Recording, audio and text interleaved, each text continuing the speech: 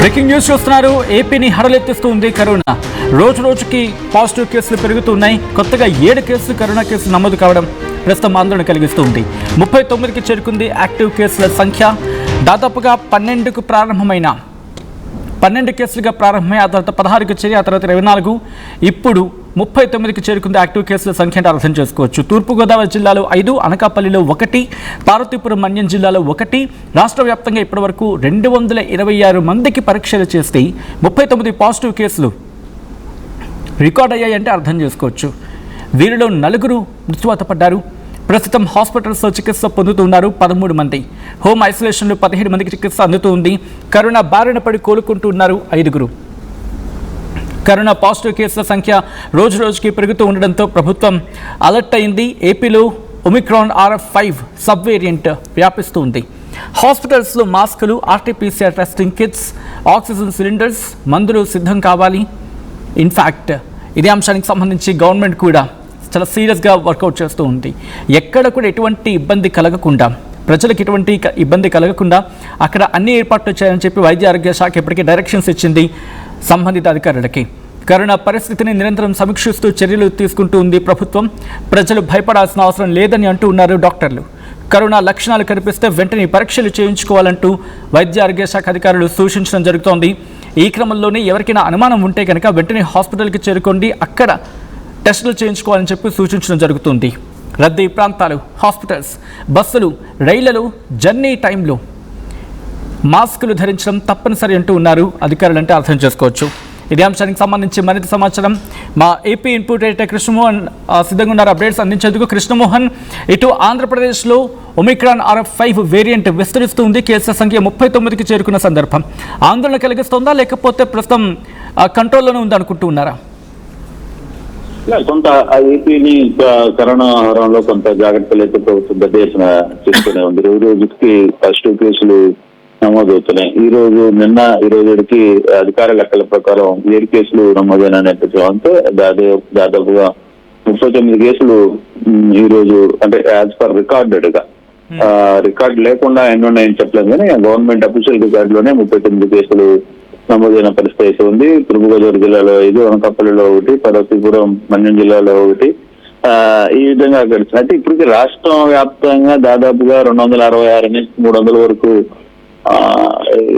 టెస్టులు అయితే చేశారు. దాదాపుగా దాంట్లో 39 కేసులు ఫస్ట్ రిపోర్ట్ అయితే అయింది. వీరిలో 4, గుంటూరుకు సంబంధించిన 3, మరో జిల్లాలో 4 చనిపోయిన పరిస్థితి. అయితే ఇప్పుడు వరకు కూడా ఎవరు ఆ 4 తప్పితే మిగతా ఎక్కడ కూడా రిపోర్ట్స్ అయితే, డెత్ రిపోర్ట్స్ అయితే లేవు. కాకపోతే అక్కడక్కడ కొంత వివిధ సమస్యలు, అంటే వాళ్ళకి పూర్తిగా అనారోగ్యం చెడిపోయి ఉండడం, లేదు వేరే సమస్యలతో వచ్చిన వాళ్ళు మాత్రమే ఈ 4 చనిపోయారు. ఇప్పటి వరకు మనకు అందుతున్న సమాచారం 266 మంది టెస్టులు చేస్తే 39 కేసులు నమోదని, అక్కడక్కడ ఒక్కొక్క కేసు నమోదు అవుతున్నాయి. కానీ ఐసోలేషన్స్ మాత్రం చాలా గట్టిగానే చేశారు. అయితే ఇప్పుడు ఏపీలో వ్యాప్తిస్తున్న ఈ కరోనా ఒమిక్రాన్ RF.5 నమోదైనా దీనివల్ల పెద్ద సమస్య లేదని చెప్తున్నారు. కానీ ఎక్కడో కొంత ఆందోళన అయితే ఉంది. ఎందుకంటే కేసులు తగ్గట్లేదు. తర్వాత ఇతర అంశాలకు సంబంధించిన కొంత టెస్టులు, తర్వాత వీటన్నిటి కూడా ప్రభుత్వం అప్రమత్తమైంది. మాస్కులు కావచ్చు, లేకపోతే RT-PCR టెస్టింగ్ కావచ్చు, తర్వాత ఆక్సిలెండర్లు, కొంత మెడిసిన్, రెమిసివిర్ లాంటి మెడిసిన్లు, ఇవన్నీ కూడా ఇప్పుడు తెప్పించుకోవాలని మన ముఖ్యమంత్రి కూడా ఆయన రివ్యూలో చేసిన ప్రయత్నం కూడా చెప్పారు. సో ఆ దిశగా కొంత అప్రమత్తం అయితే చేశారు. కొన్ని ప్రాంతాల్లో ఇప్పుడు ప్రధానంగా నెల్లూరు, గుంటూరు, మణిపాల్, విజయవాడ మణిపాల్, తర్వాత వైజాగ్ GGH, అట్లా కొన్ని ప్రభుత్వ ఆసుపత్రులు ఐసోలేషన్ వార్డ్స్ ను కూడా సెపరేట్ గా పెట్టిన పరిస్థితి అయితే ఉంది. అయితే గతంలో ఉన్న కరోనా లాగా ఇక్కడ భయపడాల్సిన అవసరం లేదు అనేది డాక్టర్లు క్లియర్ గా చెప్తున్నా. కొంత మాస్కులు అయితే ధరిస్తున్నారు. ఇప్పటికీ ఆ భయం, పాత భయం పబ్లిక్ లో అయితే కనబడుతుంది. ఇప్పుడు రద్దీ ప్రాంతాల్లో చాలా వరకు మాస్కులు వేసుకుంటున్నారు. తర్వాత ఇతర ప్రాంతాల్లో పబ్లిక్ ఓన్ గా కొంత ఈ సిస్టాన్ని, వాళ్ళకి కొంత ఎక్స్పీరియన్స్ ఉంది కాబట్టి ఆ సిస్టాన్ని ఫాలో అయ్యే పరిస్థితి అయితే కనపడుతుంది.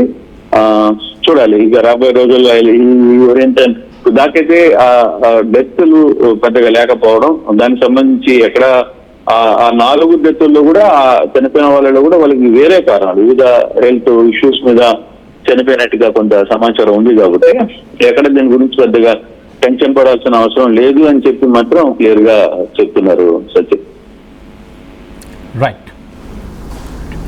Right Krishnamohan, thanks for the update. ఇటు ఆంధ్రప్రదేశ్లో కరోనా కేసులు హడలెత్తిస్తూ ఉన్నాయి. రోజు రోజుకి పాజిటివ్ కేసుల సంఖ్య పెరుగుతుండడం ఆందోళన కలిగిస్తూ ఉంది. కొత్తగా 7 కరోనా కేసులు నమోదయ్యాయి. దీంతో వైద్య ఆరోగ్య శాఖ అప్రమత్తమైంది. మొత్తంగా 39కి చేరుకుంది యాక్టివ్ కేసుల సంఖ్య.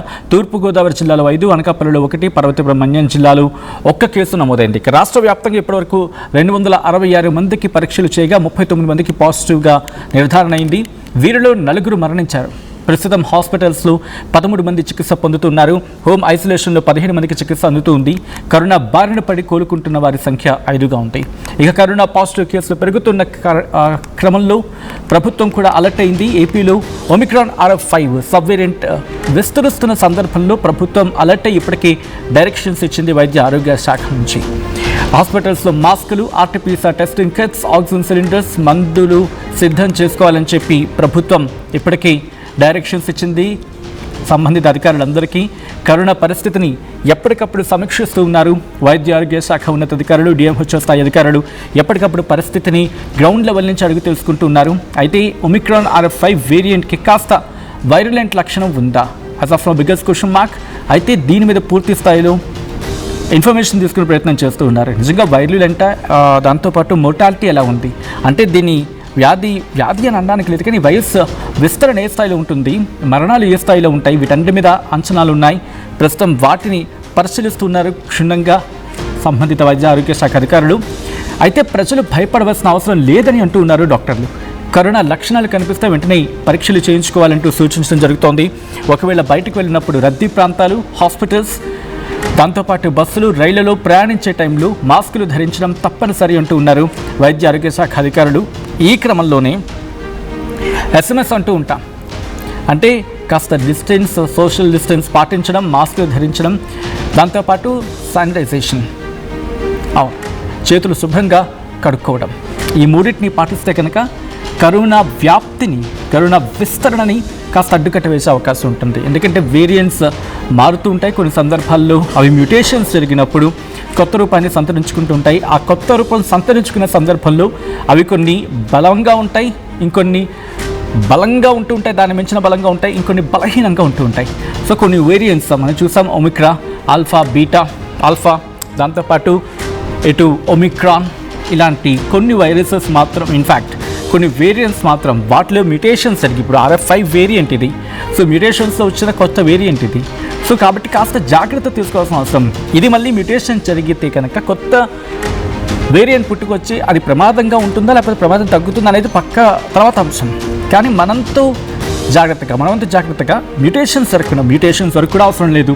మన వరకు రాకుండా ఉండాలంటే కనుక సోషల్ డిస్టెన్స్ పాటించడం, బయటకు వెళ్ళినప్పుడు మాస్క్ వేసుకోవడం, దాంతోపాటు శానిటైజేషన్ అంటే చేతుల్ని శుభ్రంగా కడుక్కోవడం.